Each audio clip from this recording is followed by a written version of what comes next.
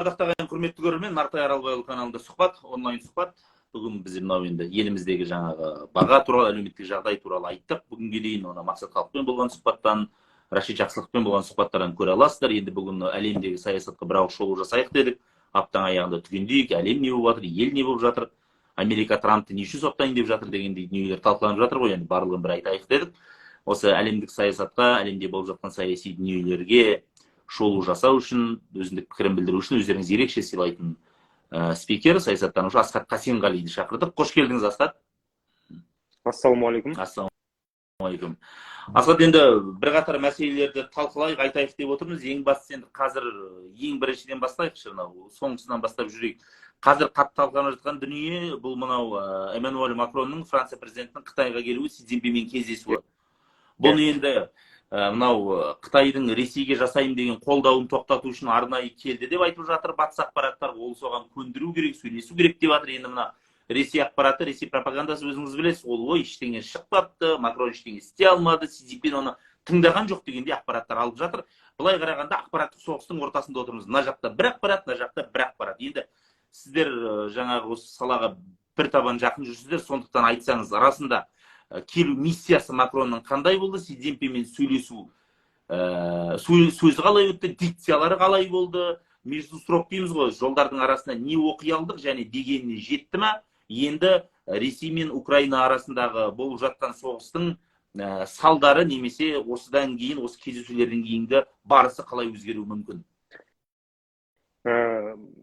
Жалпы Макронның сапарынан бұрын осы Украина мен Ресей қақтығысына байланысты өзіміз білеміз, Қытай үнемі бейтараптық саясат ұстанған кейіп танытып келді. Алайда осыдан бір ай бұрын Қытай өзінің осы Украина мен Ресей арасындағы қарулы қақтығысты шешуге байланысты жоспарын ұсынған болатын. Ол жоспарды батыстық тарап айыптады, яғни бұл тек бір жақты және ресейлік көзқарасты көбірек қолдайтындай кейіптегі жоспар деп сипаттаған болатын. Ал енді ресейлік тарап мұндай жаңағы мәселенің шешімін табуға бағытталған жоспардың барын бір оң көзқараспен қабылдағандай болды. Артынша осы жоспардан кейін өзіміз білеміз, Қытай төрағасы Сидің Ресейге сапарлап барды. Ресейге Путинмен кездесті, 2 күндік кездесу өтті және осы кездесулерден кейін екі елдің арасында барлық салаға қарым-қатынастарды ары қарай дамыту және өркендетуге байланысты келісімшарттар қол қойылды. Және ол келісімшарттардың арасында біз назар аударуға тиіс бір мәселе бар. Ол қандай мәселе? Ол екі мемлекетте үшінші бір елдердің аумағына, территориясына ядролық қаруды орналастырмауға қатысты уағдаласты, яғни келісті. Яғни Қытай басқа бір елдің аумағына барып ядролық қару орнатпайды, Ресей басқа бір елдің аумағына барып ядролық қару орнатпайды деген.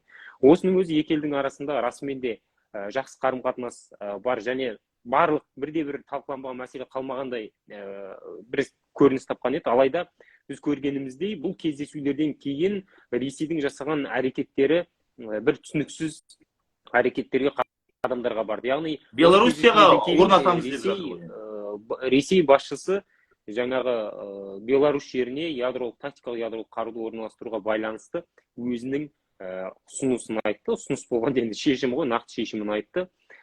Путин айтты, Лукашенко көнді дегендей. Осының өзі 2 күн бұрын жасалған Қытай мен Ресейдің арасындағы келісім қағаз жүзінде ғана идеалды екенін көрсетіп берген сияқты. Және бұл оқиғалардан кейін, яғни екі елдің арасындағы осындай бір келіссөз болды, бірақ ол келіссөзді 2 күн өтпей жатып Ресейдің өзі бұзғанынан кейін біз Қытайдың Беларусь жерінде Ресейдің ядролық қаруын орнатуға қатысты үзілді-кесілді қарсылығын көрдік. Қытайдың сыртқы істер министрлігі ондай қадамдарға қарсы екенін көрсетті. Артынша не болды? Артынша Қытайдың Европалық одақтағы арнайы өкілдері, елшісі Фу Цунның жалпы мына Ресейдің Украина жеріндегі қадамдарын Қытай қолдамайтынын, Қырымды Ресейдікі деп мойындамайтынын, жалпы Донбастағы Ресейдің өзінің тілімен айтқан кезде арнайы операциясын қолдамайтынын және барлық қарулы қақтығысты бейбіт шешіммен, бейбіт келісім арқылы шешуге тиіс екендігі жайлы мәлімдемесі болды. Бұндай мәлімдемені Қытай осы 2022 жылғы соғыс басталғаннан кейін айтпаған еді, өзіміз білеміз. Ал енді жаңағы Фу Цунның жасаған мәлімдемесі және ол мәлімдемені Европалық қауымдастықтағы арнайы елшісі арқылы жасау, сол Фу Цунның өзі, осының өзі көптеген жаңағы сигналдарды береді. Және осы мәлімдемелерден кейін біз өзіміз көріп отырғанымыздай жаңағы Урсула да барып қайтты Қытайға, иә. Артынша міне Макрон барып қайтты. Осының барлығы Европа елдері мен жалпы Қытайдың арасында осы Украина-Ресей соғысына байланысты жаңағы қақтығысты шешудің бір түйісетін нүктелерін іздеп жатқанын көрінісін білдіреді. Бұған дейін бір жылдың ішінде ондай болмаған еді. Енді көріп отырғанымыздай Қытайда осы бір қақтығысты жаңағы ақырындап дипломатиялық жолмен шешуге, немесе осы бір қақтығыстың нәтижесінде өзіне көбірек ұпай жинауға, әсіресе саяси ұпайды көбірек жинауға тырысып жатқанын көреміз. Және Қытайдың ұсынып отырған жаңағы бейбіт келісімінің өзі, жоспарының өзі, осы бір ай бұрын ұсынған жоспарының өзі, ол тек қана жаңағы Украина жеріндегі соғыс тоқтасын, екі бауырлас халықтың арасындағы жаңағы қақтығыс осымен аяқталсын деген бір адами моральдық ниеттерге қарағанда бұл саяси саудаға көбірек ұқсас екенін білеміз. Яғни Қытай Европалық мемлекеттермен саяси сауда жүргізіп жатыр. Және саяси сауданың басты жаңағы жүріп жатқан объектісі ол Украина жеріндегі соғыс тоқтатуға байланысты бағытталып отырғанын көреміз. Осының барлығын қорыта келіп, Макронның жасаған миссиясына да келуге болады. Яғни Макрон сөзсіз осы бір әрекеттерден кейін жаңағы Европа мемлекеттерінің өзіндік бір көзқарасын Қытайға ұсынуы мүмкін. Яғни Украина қақтығысын реттеуде Европаның бас тартпайтын мынандай бір позициялары бар. Европа өзіміз түсініп отырғандай Украина соғысына көптеген қаржы құйды, көптеген жаңағы экономикалық тұрғыдан қолдады, қару-жарақ тұрғысынан қолдады, тіпті өзінің әскери қоймасында қару-жарақтарға дейін берді.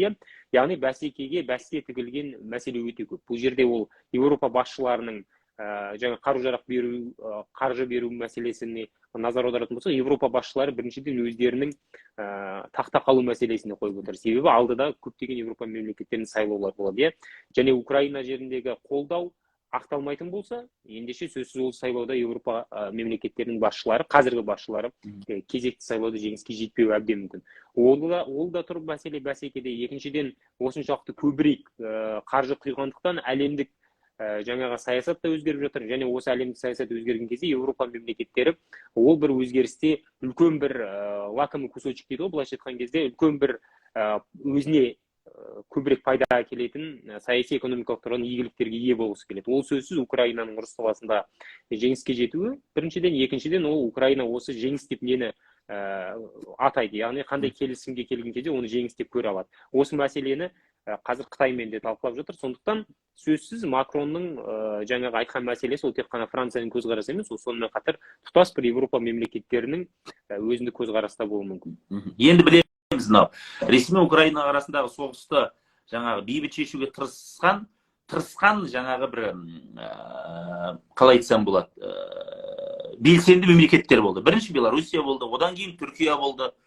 Бірақ осыған дейін сұхбаттың бәрінде, Асхат, көрермендерім сізді ерекше сыйлайтын, мен көрермендерім біледі. Сіз үнемі маған Қытай екінші экономика әлемдегі нартай, Қытай араласпайды, оның жаңағы конфликтке келмейді ешкіммен дедіңіз. Жалпы саяси жаңа ұпай жинау деп жатыр, осыны ашығырақ айтасыз, Қытайға не түрткі болды?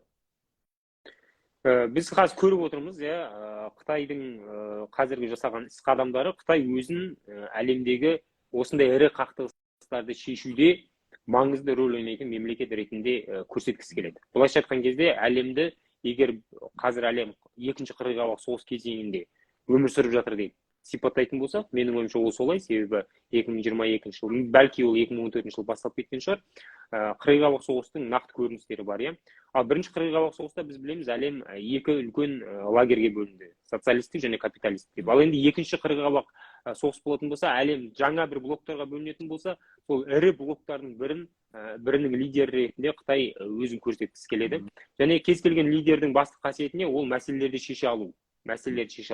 Адамдар болсын, адамдардың арасындағы лидерлік қасиет болсын, мемлекеттердің арасындағы лидерлік қасиет болсын. Осындай бір рөлде Қытай өзін әлемдік қауымдастыққа көрсеткісі келеді. Бұл бір. Екіншіден, Қытай осыған дейін жаңағы әлемдік жаңағы саясатта біз енді әскери тұрғыдан бағалайтын болсақ, екінші орында деп Ресейді бағалап кетсек, енді мүмкін осы екінші орынға Қытайды қоюға болады, қазірдің өзінде сенімді түрде. Және егер де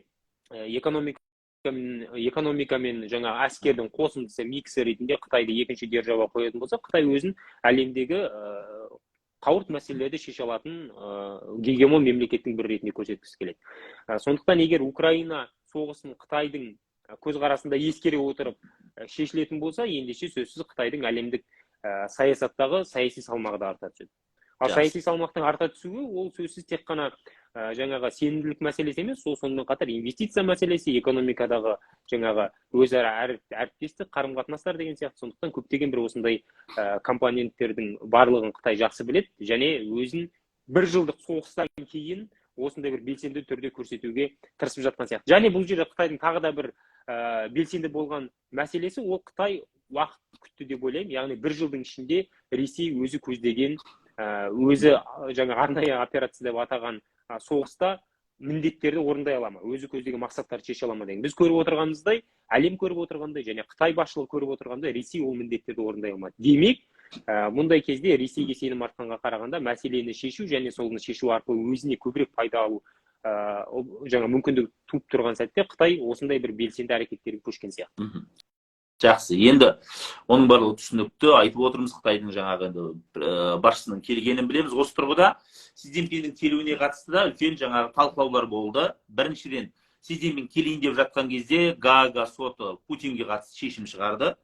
Содан кейін көбісі айтты, ол жаңа Қытай басшысын әдейі алдыртып, бәрібір де ол әлемдік державаның бір ретінде көрсетуге тырысып жатқан шығар деді. Екінші тарап айтты, Гаага сотының шешімі шыққаннан кейін Қытай басшысы келуден бас тартуы мүмкін, бұл сапарға келмеуі мүмкін деді. Бірақ енді бұл сапар алдын ала жоспарланғасын жүзеге асты. Осы Гаага сотының шешіміне қатысты қандай да бір параллельдер келтіру дұрыс па, жоқ па, және ол соттың шешімі бұл орындалатын, күшіне енетін дүние ма, тарихи фактілер не дейді өткені бұның? Біз көріп отырмыз, Гаага сотының шешімдері осыған дейін орындалған. Ол Югославияның басшысына байланысты, кезінде өздеріңіз білесіздер, Африка мемлекеттеріндегі бірқатар диктаторлық режимдерде табылған және кейіннен оның шешімдері орындалған. Біз білеміз, Руандада болған геноцидке байланысты осындай шешімдер шығарылып, орындатылды. Бірақ енді бұл мемлекеттердің барлығын қазіргі Ресеймен салыстыруға келмейді. Ресей ол сөзсіз жаңағы бір жылдық сәтсіздіктерге қарамастан, ол ядролық держава және әлемдік саясатта өзінің ойып орын алатын жағдайы бар. Сондықтан менің ойымша бұл жерде Гаага шешімі шықты және Путин басқа бір мемлекетке ұшып барған кезде ол тұтқындалады және Гаага басшылығына беріледі дегенге қарағанда, сөзсіз бұл соттың шешімін мойындаған және бұл соттың шешімін іске асыруға дайын мемлекеттер бар. Олардың бірқатары Европа мемлекеттері ол жайлы өзінің жаңағы мәлімдемесінде жасап үлгерді. Бірақ менің ойымша бұл жерде көбінесе ол Путинді тұтқындауға қарағанда бұл Ресейдің өзінің ішкі элитасына бағытталған жаңағы хабарлама сияқты, сигнал сияқты. Мәселенің барлығы бір ғана адамда деген. Егер Путин болмаса, ендеше біз сендермен келіссөз жүргізуге дайынбыз. Яғни мәселені біз сендермен келісуге дайынбыз. Бірақ Путинмен қазіргі уақытта біз келіссөзге келе алмаймыз, себебі ол халықаралық деңгейде қылмыскер деп табылған осындай тұлға. Ал қылмыскермен біз ешқандай да келіссөзге келмейміз деген сигнал сияқты. Сондықтан бұл жерде Қытай басшылығы жаңағы Ресейге сапар жасау алдындағы шығарылған шешімді ол Қытайдың басшылығы Ресейге келмей қалсын деген параллельмен салыстыру менің ойымша қате сияқты. Бұл көбінесе сол Ресейдің ішкі элитасына бағытталған бір месседж. Жақсы. Түсінікті. Енді Қытай қазір қарапайым біздің тілмен айтқанда арағайындық жасауы мүмкін. Яки мына екі тарапты жаңа бітімгершілікке шақыруы мүмкін. Бұл біріншіден Қытайдың өзінің инициативасы ма, немесе не Украина, не Ресей тарапының инициативасы ма? Менің ойымша қазіргі таңда Қытайға инициатива қоя алатындай Ресейде, Украинадан жағдайда емес. Қытайдың жаңағы Қытай сөзсіз Ресейден де Украинадан да қуатты. Ол шындық, мойындау керек. Барлық жағынан сондықтан бұл жерде Қытайдың өзінің жаңа айтып өткендей гегемондық бір қасиетін көрсетіп қалудың осы бір мүмкіндігі. Және бұл ұсыныс Қытайдың өз тарапынан туындап тұрған сияқты. Бұл бір мәселе. Екінші мәселе, Қытай ол жаңағы өзінің территориалдық мәселелеріне де байланысты осыны көрсеткісі келеді. Яғни Украинаның территориалдық тұтастығын қолдайтыны жайлы Еуропалық қауымдастығы елшісінде айтты, жаңа айтып өткеніміздей. Және Қытайдың өзінің территориалдық мәселесі бар, соңғы уақытта ушығып келеді. Ол Тайвань мәселесі, өздеріңіз жақсы білесіздер. Ол жаңағы тағы да басқа Үндістанмен арасындағы бір шекаралық мәселелер бар.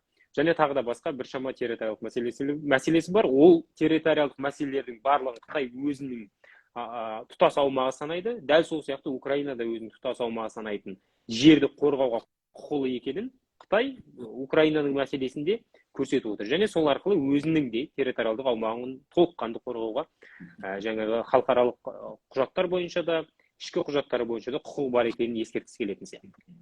Жақсы. Енді мынау батыс елдерінің, ақш-тың да жаңа позицияларын, жалпы ұстанымдарын, көзқарастарын жаңағы Макрон Қытай басшысына жеткізді деген бағытта айттық, дұрыс қой? Иә. Енді жалпы осы тұрғыда мына біздің желіде де жалпы мына баспасөз беттерінде айтылып жатыр екен. Енді Эммануэль Макрон неге ол жаққа барды екен, өз елінде андай жағдай болып жатыр, тоқтамай революция болып жатыр деген мысалдар айтылып жатыр. Әсіресе көрші елдің пропагандалық каналдары тоқтамай айтып жатыр енді ол нәрсені. Ой, өз үйінің ішінде қырғын болып от болып жатқанда барған нес дегендей. Енді саясаттан алыстау адамдар бар. Бұлай сынау дұрыс па? Жоқ әлде Макрондікі бұл басқа жаңа одақтастардың өтінішімен барды ма, әлде өзіне де әлемдік жаңағы деңгейдегі саясаткер ретінде ұпай жинаудың амалы болды ма? Біріншіден айту керек, Макронды барып кел, шауып кел, мен жүретін арзанқол мемлекеттердің, арзанқол мемлекет деген енді термин қате болатын шығар, арзанқол басшылардың қатарынан емес, себебі Франция ол Біріккен Ұлттар ұйымының қауіпсіздік кеңесінде ойып тұрып орын алған ядролық қаруы бар қуатты мемлекеттің бірі, сондықтан оның экономикасы да әскерде қуатты. Ал бұндай мемлекеттің басшысы ол біреудің айтағымен барып кел, шауып кел саясатымен айналыспайды. Бұл бір. Екіншіден, Макрон да бұл бір қақтығысты, яғни Франция басшылығы да бұл Украина жеріндегі қақтығысты тезірек аяқталғанын қалайды. Және сөзсіз ол европалық көзқараспен. Соғыс басталғанға дейін, келіссөздерді жаңағы Ресеймен келіссөздерге келуге тиіспіз, Ресей басшылығының айтқанын да ескеруге міндеттіміз деген көзқараста болса, ендігі таңда ол Украинаның бұл қақтығыста аяғынан тұра алатынын көргеннен кейін Франция мемлекеттерінің көбінің көзқарасы өзгерді. Европа мемлекеттерінің, оның ішінде Францияда бар. Сондықтан бұл жерде Макрон өз еркімен де бар деп айтсақ болады, және талқыланған мәселелер тек қана Украина емес. Оны түсінуге тиіс. Тек қана Украина емес. Ол Қытай мен Францияның арасындағы сауда қатынасы, Қытай мен Францияның арасында өзге де технология қатысты жобалар және тағы да басқалар деген сияқты. Сондықтан Украина бұл жерде талқыланған мәселелердің бір парасы ғана. Ал жалпы келіссөздер нәтижесінде ол көптеген салалар талқыланды. Енді бұл жерде тағы бір айтатын мәселе, ол Францияның өз жерінде болып жатқан жаңағы түрлі ереуілдер, наразылықтар, әсіресе соңғы уақытта болып жатқан ол зейнет жасының көтерілуіне байланысты, өздеріңіз толассыз митингтер болып жатыр. Бірақ бұл Францияда бірінші жыл қатарынан болып жатқан мәселелер емес. Франция деген көптеген халықтардың жиналған ошағы, ол жерде тек қана француздар емес, Африка халықтары бар, араб елдерінен және тағы да басқа көптеген Европа мемлекеттерінен де жиналған. Және ол жерде осындай бір қызу саясат, көшеде жүріп жатқан саясат деп айтайық, ол ешқашан тоқтаған емес. Сары жилеттер деген өздеріңіз білесіздер, бірнеше жыл қатарынан жүздеген мың, тіпті миллиондаған адам көшеге шыққаны болды. Міне футбол фанаттарының бірнеше қалада жаңағы дүркін әрбір ойын сайын бір осындай наразылықтар көрсететін сәттері бар. Және тағы да басқа осындай түрлі саяси шешімдерге байланысты, мультикультурализмге байланысты қабылданған заңдары бар. Қазір қабылданған заңдары бар. Ол Францияның жерінде болып жатқан, жалпы Европаның көптеген мемлекеттерінде болып жататын осындай қызу процестер. Олар бүгін басталған жоқ, олар кеше басталған жоқ, олар бүгін бітпейді, олар ертең бітпейді. Олар толассыз жүріп отыратын саясат, толассыз жүріп отыратын процесс. Сондықтан оған қарап Франция мемлекетінің басшылығы немесе Европадағы өзге де бір мемлекеттердің басшылары сыртқы саясаттағы жаңағы сызылып қойған жоспарларын өзгерте алмайды. Бұл қалыпты жағдай ретінде қалыптасқан. Әрине бұндай болып жатқан процестердің барлығын біздің көршілес мемлекеттеріміз, солтүстік көршіміз, ол Франция құриды, Париж әлеміне құлайды деген сипатта көрсеткісі келеді, бірақ шындығында ол ондай емес. Жақсы. Енді қараңыз, соғыстың басталғанына 1 жылдан асты. Майдан даласы болып жатыр. Қазір енді мынау қанығын білмеймін, бірақ Ресей тіпті қару-жарақтары сарқыла бастағаннан кейін баяғы ескі қаруларын апара жатыр, түрлі видеолар шығып жүр, енді анығын білмеймін. Оның жаңа комментарийін өзіңіз беріңіз. Одан бөлек мінекей жақында ғана Украина президенті міне Польшаға барып кездесті. Ол жақтан тағы да қарулар сұрап жатыр екен дегендей мәселелер айтылып жатыр. Жалпы қазір басымдылық кімде және әлемдік державалар, жалпы әлем бұл соғыстың тағы да жалғасқанын қалай ма?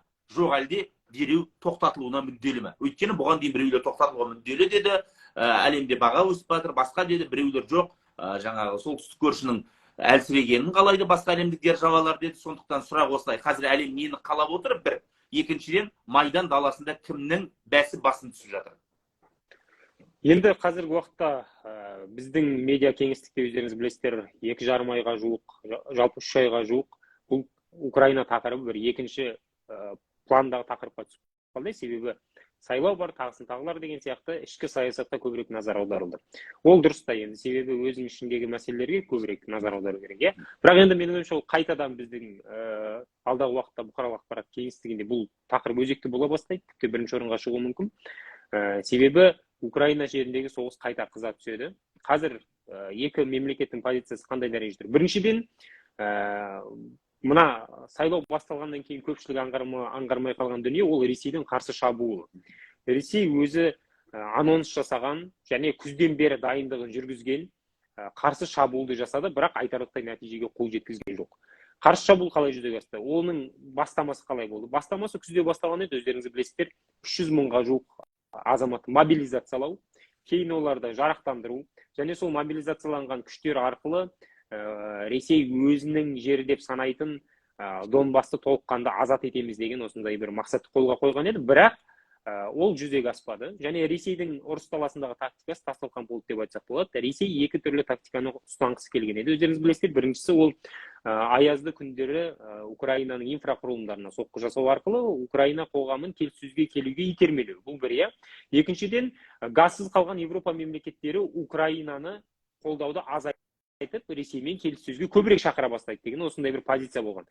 Көріп отырмыз, қазір міне сәуірдің 1-і Ресейдің қысқы шабуылы нәтижесіз аяқталды.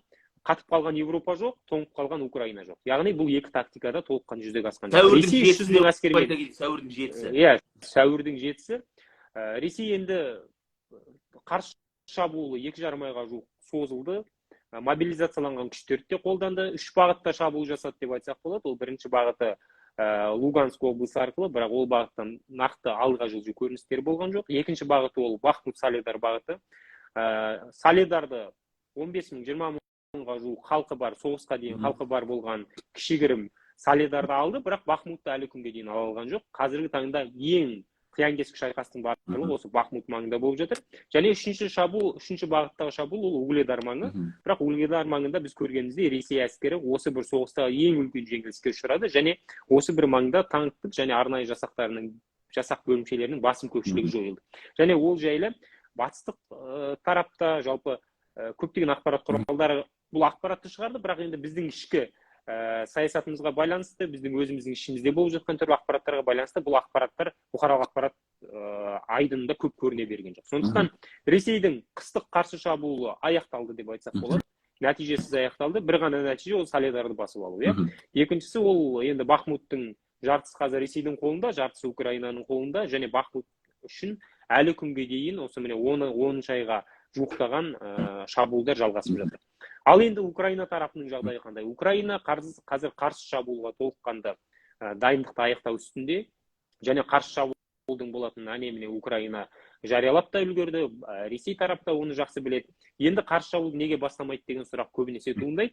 Бірақ кез келген қарсы шабуыл нәтижелі болу үшін көптеген жаңағы қосалқы бөлшектер қажет екенін біз білеміз. Ол жараланған азаматтарға құйылатын қан, ол жаңағы жараланғандар эвакуациялау техникалары, ол артиллерия, себебі шабуыл үшін көбірек снаряд керек, зымыран соққылары, ұшақтармен жаңағы қолдап отыру шабуылдаушы әскер деген сияқты.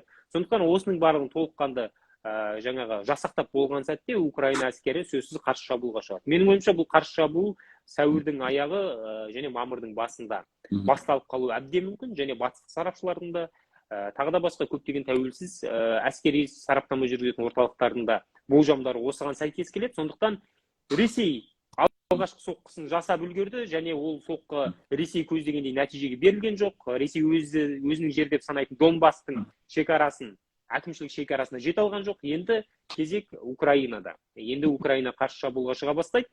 Және менің ойымша батыс, жаңа өзіңіз айтқанда, әлем дереу арада бұл қақтығыс тоқтатқысы келе ме деген екінші сұрақ осы жерден туындайды.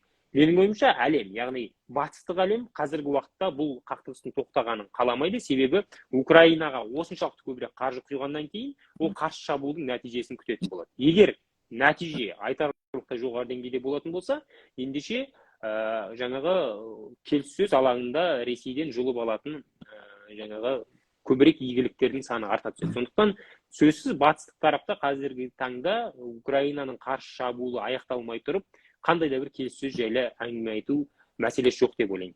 Бұл бір. Енді тағы бір мәселе, соғыс қанша уақытқа дейін созылуы мүмкін деген. Қазір көріп отырғанымыздай, соғыстың тактикасы о баста енді қару-жарақ таусылғанға дейін болатын болса, қазір енді бұл екі мемлекеттің қайсысы тезірек жаңаға ентігіп қалады деген тактикаға көшті. Война на истощение дейді ғой, былайша айтқан кезде екі мемлекеттің қайсысының қоры таусылады. Бұл жерде тек қана қару-жарақ қоры емес, біз көріп отырғанымыздай екі жақтың да қару-жарақ қоры сарқыла бастады. Украина ол батыстық тараптың қару-жарақ, снаряд, оқ-дәрі жеткізуіне жаңағы тәуелді болып отыр. Ресей де жаңағы өзі әлемдегі ең көп қару-жарақ өндіретін мемлекеттің бірі болса да, Ресей де снарядтар тіпті әскери форманы басқа бір мемлекеттен, Беларусиядан және Ираннан тіктіріп жатқан деген сияқты көріністері бар. Яғни екі мемлекеттің де әскери тұрғыдан қару-жарақ тұрғысынан қоры сарқыла бастады. Бұл бір. Екінші мәселе, екі мемлекеттің экономикалық тұрғыдан жаңағы қаншалықты шыдайды деген мәселе. Экономика бұл соғыста тіпті қару-жарақтан да маңызды болуы мүмкін, себебі экономика дегеніміз ол ішкі көңіл күй, халықтың ішкі көңіл күйі. Егер экономика тұрғысынан соғыс болып жатқан кезде халықты сіз қарапайым ғана айлықпен, жәрдемақымен және зейнетақымен қамтамасыз ете алмасаңыз, ендеше халықтың билікке деген наразылығы күшейеді, ал билікке халықтың наразылығы күшейсе, ендеше сөзсіз соғысты өз халқында дереу арада аяқтау талаптарын қою мүмкін. Сондықтан қазіргі таңда енді қару-жарақ тұрғысынан Украинаны НАТО ұзақ жылдық қолдайтын жоспарын қабылдады және ай сайын беріп отыратын снарядтар бар, тағы да басқалар. Бір сөзбен айтқан кезде Украинаның қару-жарақ тұрғысынан қолдау мәселесі біршама шешілген сияқты. Екінші мәселе ол жаңағы халықаралық қордың және Европа мемлекеттерінің Украинаға беретін қаржылай көмегі. Ол да биылғы пакетінде жариялап үлгерді және ай сайын жаңағы Украинаға Америка құрама штаттары және Европаның беріп отыратын өзінің қаржылай көмегі бар. Осы тұрғыдан алып қараған кезде, егер соғыс ұзаққа созылатын болса, және тағы да бірнеше жылға дейін деп айтайық, созылып кететін болса, ендеше таразының басын Украина баса бастауы мүмкін. Неге? Себебі Ресейдің әлемдік экономикада ойнайтын рөлі бар болған 2-3% ғана болатын болса, ішкі жалпы өнімде. Ал Украинаны қолдайтын мемлекеттердің жалпы рөлі Америка құрама штаттары мен Европа және мына оңтүстік шығыс Азияда жатқан оңтүстік Корея мен Жапонияны қосатын болсақ, ендеше ол 50%-ға жуық. 50% бен 2-3% салыстырсаңыз, сөзсіз экономикалық тұрғыдан Украинаны қолдайтын елдердің бәсі жоғары болады. Сондықтан қазіргі уақытта тактикалық тұрғыдан алған кезде бірі-бірін қаншалықты жаңа қоры таусылады деген стратегияда жүзеге асып жатыр. Жақсы. Енді қараңыз. Тағы бір маңызды мәселе бар. 4 сәуір күні 18:48-де сіз жаздыңыз, енді бүкіл әлем жазды, бәрі талқылады. Сіз жаздыңыз, Финляндия НАТО-ға қосылды, ресми енді Ресейдің НАТО-мен шекарасы 2 есе ұлғайды дедіңіз. Бұл ресми ақпараттан оқып отырмыз, шекарасының ұлғайғанын картадан көріп аламыз. Бұдан басқа не өзгереді? Менің ойымша, Ресейдің железный занавес дейді ғой, және темір құрсаудың ішінде қалуы жылдамдап бара жатыр. Және Финляндияның бұл НАТО альянсына қосылып 31-ші мемлекет болуы. Жақын аралықта 2 айдың ішінде Швеция қосылады, сөйтіп 32 мемлекет болады.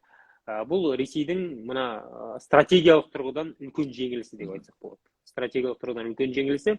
Неге? Себебі Ресей соғысты бастаған кезде қандай міндеттерді алдына қойды?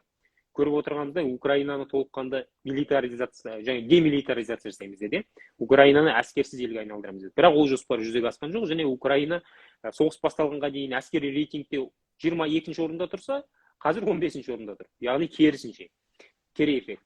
Екінші мәселе, жаңағы НАТО-ны шығысқа жылжытпаймыз деді. Украина НАТО-ға кіретін болса, бұл бізге үлкен қауіп деген сияқты мәселелерді көтере бастады. Украина НАТО-ға кірмей тұрып сондай мәселені көтерді. Ал енді НАТО мемлекеттері керісінше Украинаны қабылдауға дайын екенін айтып отыр. Ол 5 жылға созылуы мүмкін, 10 жыл, 20 жыл, 30 жыл, бірақ ол құжат қабылданып қойды. Яғни Украина НАТО-ның есігі ашық. Соғыс басталғанға дейін бұл мәселе олай көтерілмеген еді. Бұл да бір стратегиялық жеңіліс деп айтсақ болады. Украинаны Еуропалық қауымдастыққа қабылдау, Еуропалық одаққа қабылдау мәселесі қабылданып қойды, Молдова екеуіне. Бұл да бір Ресейдің стратегиялық жеңіліс деп айтсақ болады.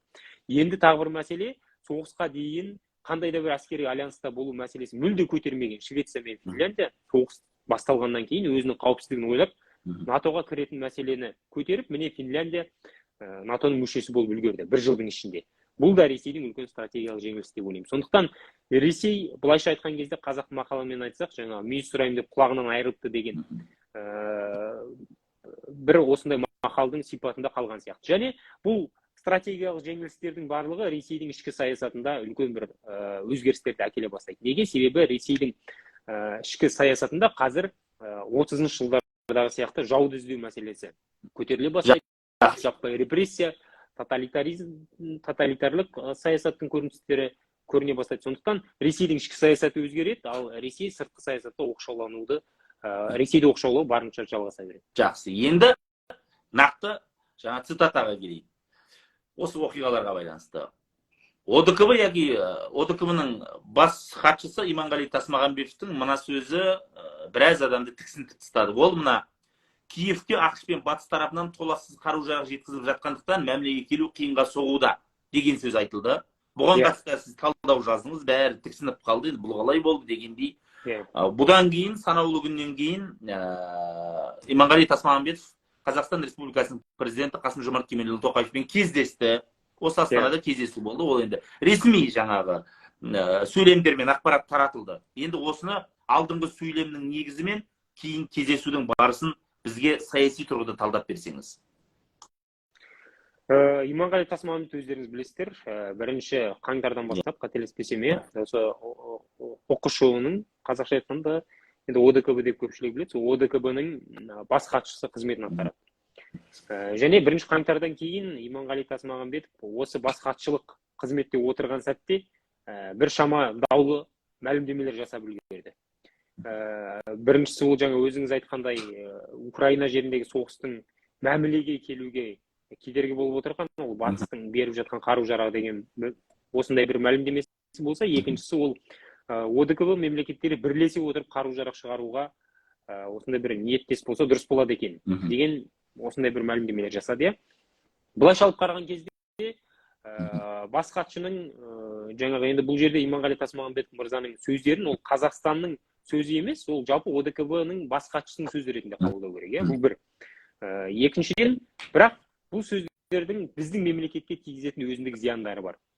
Неге? Себебі түсінуге тиіспіз.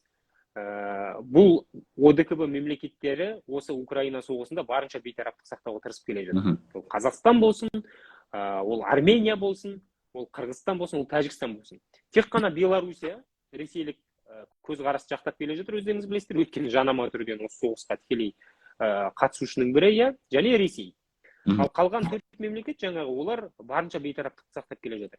Бірақ бас хатшының қазіргі мәлімдемелері осы бір бейтараптық сақтап келе жатқан 4 мемлекетті ОДКБ ұйымының мүшесі ретінде ыңғайсыз жағдайларға қалдырып отыр.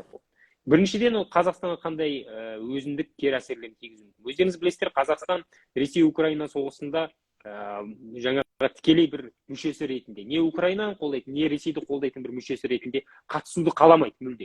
Және ол бізге қажет емес. Біз өзіміздің сұхбаттарымызда да, өзіміздің жеке жаңағы блогтарымызда да қандай да бір тарапты қолдап жазуымыз мүмкін. Жеке адам ретінде, субъективті пікір ретінде, бірақ мемлекеттік көзқараспен алып қарайтын болсақ, қандай да бір тарапты қолдау қазіргі уақытта бізге тиімді емес. Өзіндік зияндары болуы мүмкін. Өйткені Қазақстан қай тұрғыдан алып қарасақ та аса қуатты мемлекет емес. Оны өзіңіз жақсы білесіз. Сондықтан қазіргі уақытта енді қазіргі ОДКБ-ның бас хатшысының жасаған мәлімдемелері осы бір бейтараптықты бұзып, проресейлік көзқарасқа қарай бізді жалпы ОДКБ мемлекеттерін итермелейтіндей осындай бір ыңғайсыз жағдайға қалдырып отыр. Бізге қандай өзіндік кері әсері тиюі мүмкін? Біріншіден, бізге Америка Құрама Штаттарынан арнайы өкіл ретінде Блинкеннің келіп кеткенін жақсы білесіздер.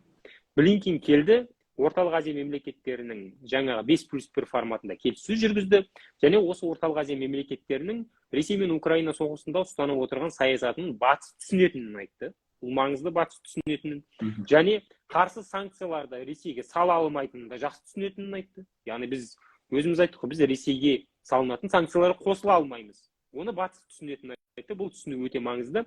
Бірақ біздің аумақ арқылы біз санкциялардың бұзылуына жол бермейтініміз тағы батыс тарапынан жақсы қабылданды. Енді қазіргі уақытта айтылып жатқан мәлімдемелерге қарайтын болсақ, әсіресе ОДКБ мемлекеттері бірлесе отырып қару-жарақ шығаруға жаңағы шығарғаны дұрыс деген сияқты мәлімдемелерге назар аударатын болсақ, бұл сол батыс тарапынан бізге қарсы реакцияны тудыратын мәлімдеме деп түсінемін. Неге? Себебі ОДКБ мемлекеттерінде қару-жарақ шығаратын бір ғана мемлекет бар, өздеріңіз білесіздер. Ол Ресей. Қалған мемлекеттер осы ОДКБ-дағы мүше мемлекеттен барлық сол Ресейдің өнімін тұтынушы, сатып алушы. Былайша айтқан кезде ресейлік Ресей жерінде салынған қару-жарақ өндірістеріне санкция салынса, ендеше жаңағы ұсынысты ескере отырып, Ресей ОДКБ-ның басқа мемлекеттеріне қару-жарақ шығаратын өндіріс кешендерін орналастыра бастаса, сөзсіз ендеше ОДКБ-ға мүше мемлекеттердің барлығына жанама санкция салынуы мүмкін. Ал ол ұсыныс жаңағы бас хатшының аузынан шығып отыр. Сондықтан бұл бізге өзінің кері әсерін тигізеді. Бұл бір. Екінші мәселе, батыс тарапының Украинаға толассыз қару-жарақ беріп отыруы, Украина соғысындағы мәмілені, Украина соғыс мәмілемен шешуге кедергі дегенді көрдік. Бұл да бір жақты көзқарас деп қарасақ болады. Бұл Песковтың, Шойгудың, Путиннің осыған дейін айтып келе жатқан мәлімдемесі, бірақ бұл жолы ол бас хатшының, ОДКБ-ның бас хатшысының аузынан шыққандай бір естілді. Яғни бұл проресейлік көзқарас. Сондықтан ал шындығын алып қарайтын болса, Украина жеріндегі соғыстың аяқталуына батыстың қару беруі емес, Ресейдің Украина жеріндегі әскер ұстап тұруы ғана себепкер. Оны барлығымыз жақсы түсінеміз, иә. Сондықтан басқа бір жерде агрессиялық саясатпен тұр. Бұл да бір тиімді және жақсы бір ұсыныс емес деп барлығымыз жақсы бағалаймыз, иә. Және осы уақытқа дейін ОДКБ бейтараптық ұстанып келсе, енді осындай бір мәлімдемелер арқылы ОДКБ мемлекеттерінің осы бір конфликтке, осы бір соғыспен қақтығысқа араласып кету қаупі арта бастаған сияқты. Сондықтан осы бір мәлімдемелердің барлығын алып қараған кезде бас хатшы ретінде бұл мәлімдемелер біздің мемлекетке де жанама қауіп-қатерлерді төндіріп отыр.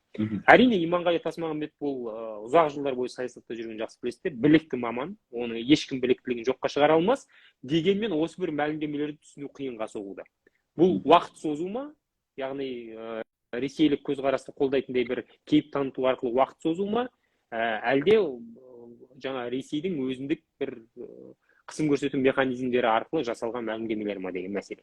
Ал енді жақын аралықта өздеріңіз білесіздер, Тасмағамбетовті Қазақстан президенті Тоқаев қабылдады, иә. Және ол қабылдауында ресми біз мәлімдемені көрдік, ресми шыққан ақпаратты көрдік. Ол жерде сол ОДКБ мемлекеттерімен болатын іс-шаралар барысы талқыланды. Бұл ресми мәлімет. Бірақ енді бейресми дегенде мәселе бар. Менің ойымша, бейресми тұрғыдан алып қараған кезде жаңағы Тасмағамбетов мырзаның жасаған соңғы мәлімдемелері және оның Қазақстанға тигізуі мүмкін кері әсері жайлы айтылған сияқты. Себебі бұл мәлімдемелердің қазіргі Қазақстанның сыртқы саясатта ұстанған ұстанымына бір қатар кереғар келетін тұстар бар. Жаңа өзіміз айтып өткендей. Сондықтан осындай бір мәлімдемелер қаншалықты көп айтылатын болса, Қазақстанның сыртқы саясатта, сыртқы геосаяси ойындарда соншалықты көбірек жаңағы баланс ұстау қиындай түсетінін де түсіндірген сияқты. Менің ойымша, осы бір тұрғыдан да диалог екі жаңа Тасмағамбет пен Тоқаевтың арасында диалог өрбуі әбден мүмкін. Дәл қазіргі сәттегі бірақ сөздеріңізге қарасам, Қазақстанның сыртқы саясатта, сыртқы геосаяси ойында ұстап отырған позициясы сіздің көңіліңізден шығады ғой? Былайша айтқан кезде былай ғой, көңілімнен шығады дегенге қарағанда осылай жасауға мәжбүрміз деген дұрыс сұрақ болатын шығар. Көңілімнен шығады деп айта алмаймын. Әрине, егер біз қуатты мемлекет болатын болсақ, әскери және экономикалық тұрғыдан мен Украинаның аумақтық тұтастығын ашық қолдайтын позицияны ұстанғанын қалайтын едім, жеке өзімнің көзқарасым ретінде. Бірақ біз ондай дәрежеде емеспіз, экономикалық тұрғыдан, тағы да басқа тұрғылардан. Сондықтан қазіргі уақытта біз осы бір позицияны ұстануға мәжбүрміз. Біресе біз Украинаны қолдап жаңа гуманитарлық көмек беріп, Алматыда үлкен митинг өткізуге рұқсат беріп, жаңағы Украинаның аумақтық тұтастығын қолдайтынымыз жайлы бір форумдарды айтып, басшылық тарапынан осындай бір Украинаның жүргізіп жатқан күресін қолдайтынымыз жайлы бір ескертіп қоямыз. Екінші тараптан біз жаңағы Ресейге салынған санкцияларға қосылмайтынымызды айтып, немесе жаңағы Ресейдің басшылығын тұтқындайтын Гага шешіміне қатысты біз арнайы қол қоймағанымызды айтып, соған байланысты Путинді тұтқындай алмайтынымызды айтып, біздің жерімізге келсе, немесе жаңағы Ресейдің де Ресейге қарсы санкцияларға біз сала алмайтынымызды айту арқылы біз ресейлік бағытты да бір қолдап қоятын арасында тұстарымыз бар. Бұл енді баланс сақтау деп аталады, өзіңіз жақсы білесіз депутат ретінде, сондықтан мәжбүрміз. Жақсы. Енді сұхбатты жаңа мына нәрсемен түйіндеуге болады. Енді осыны сізден сұрай кетейік. Жалпы бұл қалай мүмкін дегенде әңгімелер айтылып жатыр біздің елдің арасында. Білеміз, жуырда Трамп сотқа жеткізілді. Дональд Трамп, ақш-тың бұрынғы президенті, енді алдағы сайлауға да түсем деген ниетін білдіріп жатыр екен. Барды, сотқа барғаннан кейін жаңағы 101 бәле жыл оған сотталуы мүмкін дегендей қауіп төндіргенде ақпарат тарады. Кейін сот залында ол қамалды деген ақпарат таратты. Айналғанда 1 сағаттан кейін ол шығарылды. Сосын жақтастарың алдында сөйледі деген ақпарат тарады. Одан кейін мінекей сол жақтауының жақтастары Трамп түрмеге қамалғанның өзінде де президент болып сайлану құқығы бар, яки кандидатурасын өзің ұсына алады деген ақпарат таратылып жатыр. Енді жалпы бұрынғы президентке қатысты енді айтылып жатыр, қазіргі алдағы президент сайлауына да бұл кісі үміткер болып отыр. Жалпы бұл нені білдіреді? Бұл қалай мүмкін деген нәрсе ғой Америкада? Енді өздеріңіз білесіздер, Америка құрама штаттарында жаңағы үлкен бір осы саяси науқан үлкен бір шоу ретінде өтеді, өздеріңіз білесіздер. 2024 жыл Америкада да, Ресейде де сайлау келіп жатыр. Және бұл сайлаудың нәтижесі Украина соғысына да тікелей байланысты. Яғни Украина соғысының тарихын шешу мүмкін, қалай аяқталуын анықтап береді. Сондықтан қазіргі уақытта енді Украина жеріндегі саясатқа байланысты Трамптың жасап жатқан мәлімдемелерін жақсы білесіздер. Егер мен басшылық болатын болса, бұл соғыс болмайтын еді, немесе Ресейдің позициясын түсінуге болады деген сияқты. Сондықтан қазір болып жатқан ойындар ол сайлау науқанына дайындық ретінде түсінуге болады. Және менің ойымша қазір болып жатқан барлық ырду-дырдың барлығы ол Трампты барынша осы бір сайлауға қатыстырмауының іс-әрекеті. Себебі яғни бір ойыншыны игрок ретінде оны шығарып тастау, бір кандидат ретінде оны сырып тастаудың бір амалы болуы әбден мүмкін. Себебі Америка қоғамында да Трампты қолдайтын және Украинаға беріп жатқан толассыз көмекті түсінгісі келмейтін және түсіне алмайтын аудитория жеткілікті. Барлығы болмаса да ондай аудитория бар. Міне осы бір аудиторияның көзқарасын ескере отырып, Трамп өзінің осы бір алдағы сайлауда мүмкіндігі барын ескеру әбден ықтимал. Сондықтан қазіргі болып жатқан жаңа сот процестері, қазіргі болып жатқан осы бір Трамптың президенттік сайлауға үміткер ретінде тіркелу мүмкіндігі, Байденнің жасап жатқан мәлімдемелерінің барлығы осы сайлау науқанына байланысты жүріп жатқан процесс деп ойлаймын. Бұл бір. Екіншіден енді жалпы Америка тарихында назар аударатын болсақ, бұл енді бұрынғы экс-президенттің осындай сот мәселесін тартылып отырған алғашқы жағдай екенін білесіздер. Бірақ енді жалпы экс-президент болсын, президенттер болсын, олардың заңнан тыс емес екендігін көрсетіп беретін Американың тарихында мысалдар жетерлік. Воттергейт жанжалында президенттің бір ғана жаңағы қателігі үшін оны қызметіне алып тастау мәселесі көтерілді. Және тағы бір мәселе бар, ол ішкі саясатына араласу деген мәселе бар. Америка құрама штаттарының ішкі саясатына араласу арқылы Трамп билікке келді деген де осындай ұстаным бар, өздеріңіз білесіздер. Оған ресейлік тараптың жаңа кибер шабуыл арқылы көмек берді дегенде осындай көптеген мәліметтер бар. Сондықтан сайлау науқаны кезінде осы бір мәлімдемелер, қайтадан осы бір мәліметтер бұқаралық ақпарат беттеріне қалқып шығады және ол бір осы сайлау науқанының құрамдас бөлшегі ретінде қайтадан Америка қоғамында осы бір ақпараттар қызу тартыс бола бастайтын сияқты. Менің ойымша қазіргі уақытта енді бір жылдың ішінде Америка аудиториясы үшін осы уақытқа дейін сыртқы саясат қызықты болса, енді бір жылдың ішінде ол көбінесе жаңағы сайлау науқанына байланысты осы ішкі талас тартыс, ішкі саяси ойындар көбірек қызықты бола бастайтын сияқты. Жақсы. Рахмет Асқат сізге. Енді әлемде болып жатқан қазіргі өте өзекті деп танып отқан біздің аудиториямыз көп жауабын білгісі отқан сауалдарға, оқиғаларға жауап бердік қой деп